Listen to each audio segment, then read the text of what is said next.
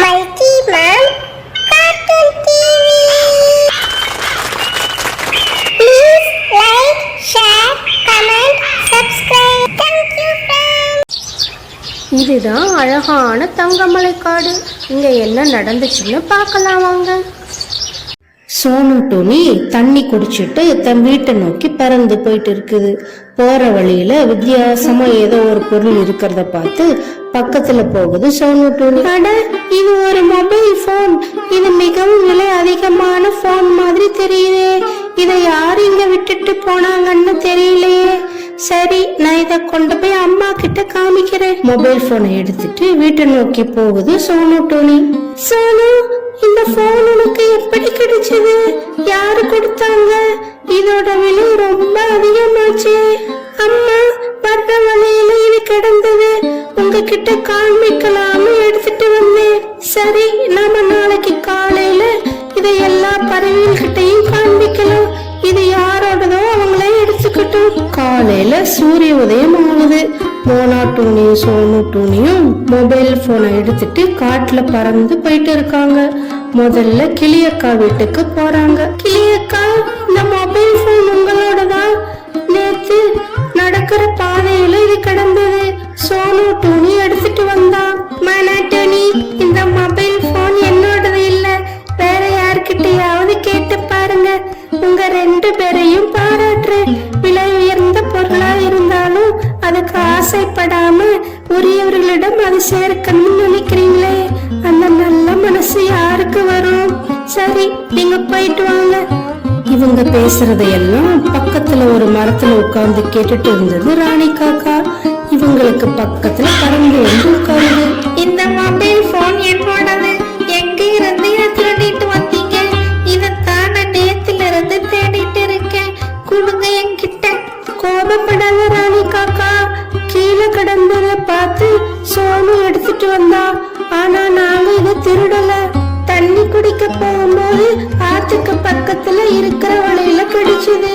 எங்க கிடைச்சாலும் சரி, அத பத்தி எனக்கு என்ன? இது என்னோட மொபைல் போன். கூட என்கிட்ட. மோனா டூனி மொபைல் போனை ராணி காக்கா கிட்ட கொடுத்துருது. ராணி காக்கா, இதுல கோபப்படுறதுக்கு என்ன இருக்கு? கீழே கிடக்கிற பொருளை யாரு வேணா எடுக்கத்தானே செய்வாங்க. ஆனா நாங்க தான் இது யாரோடதுன்னு பார்த்து கொடுத்துட்டோமே. கபாலி காக்கா எனக்காக வெளியூர்ல இருந்து இந்த கேமரா இருக்கிற போனை வாங்கிட்டு வந்தாரு சொல்லிட்டு போனை எடுத்துட்டு பறந்து போகுது ராணி காக்கா. கபாலி காக்கா, இங்க பாத்தையா மொபைல் போன்? இதுவும் கேமராவோட இருக்குது. இவ்வளவு விலை அதிகமான போன் எங்க இருந்து கிடைச்சது உனக்கு? அந்த பைத்தியக்காரி மோனா டூனியோட பொண்ணு சோனு டூனிக்கு கிடைச்சிருக்கு.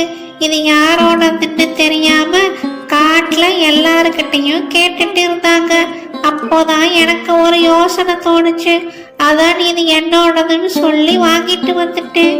அடடா ராணி காக்கா, இப்பெல்லாம் உனக்கு மூளை நல்லா வேலை செய்யுதுன்னு நினைக்கிறேன். நான் இனிமே புதுவிதமா உணவு தயாரிக்கணும்னா இதை பார்த்து கத்துக்குவேன்.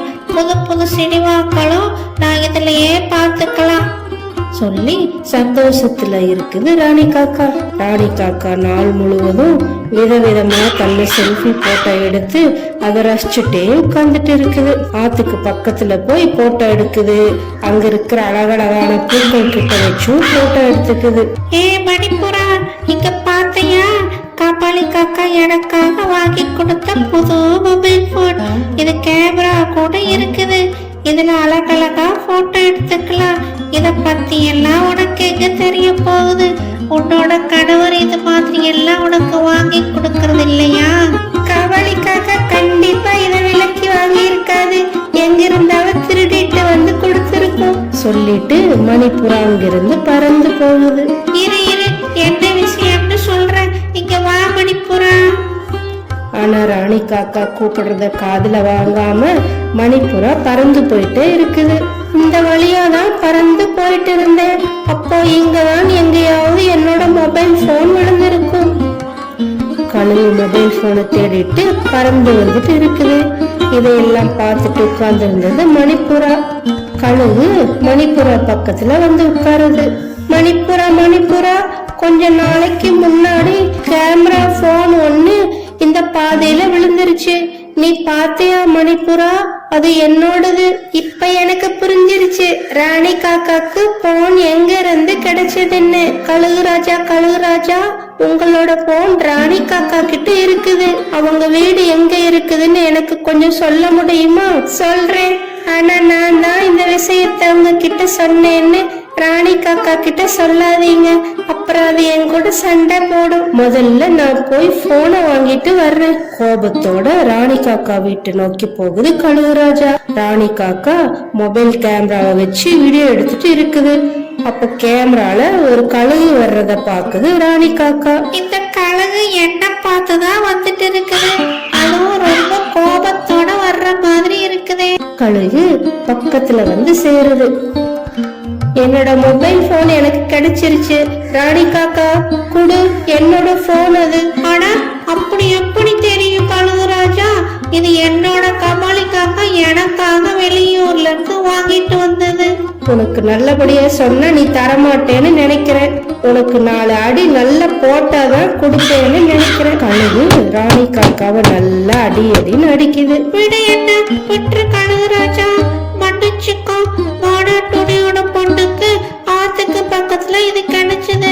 யார் அதுன்னு விசாரிச்சுட்டு இருந்தப்போ என்னோடதுன்னு போய் சொல்லி நான் வாங்கிட்டு வந்தேன். முதல்லயே உண்மையை சொல்லி இருந்த இவ்வளவு அடி வாங்க தேவையில்லையே. போனை எடுத்துட்டு அங்கிருந்து பறந்து போகுது கழுகுராஜா. சாயந்தர நேரம் கபாலி காக்கா வீட்டுக்கு வரும்போது ராணி காக்கா அழுதுட்டு இருக்கு. ராணி காக்கா, ஏன் அழுதுட்டு இருக்க? என்னாச்சு உனக்கு? யாராவது ஒண்ணு அடிச்சுட்டாங்களா?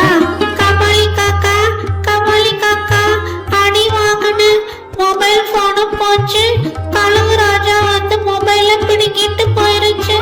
என்னோட ஆசை எல்லாம் நிராசையா போச்சு சொல்லிட்டு அழுதுட்டு இருந்தது ராணி காக்கா. Okay, bye. தேங்க்யூ ஃபார் வாட்சிங்.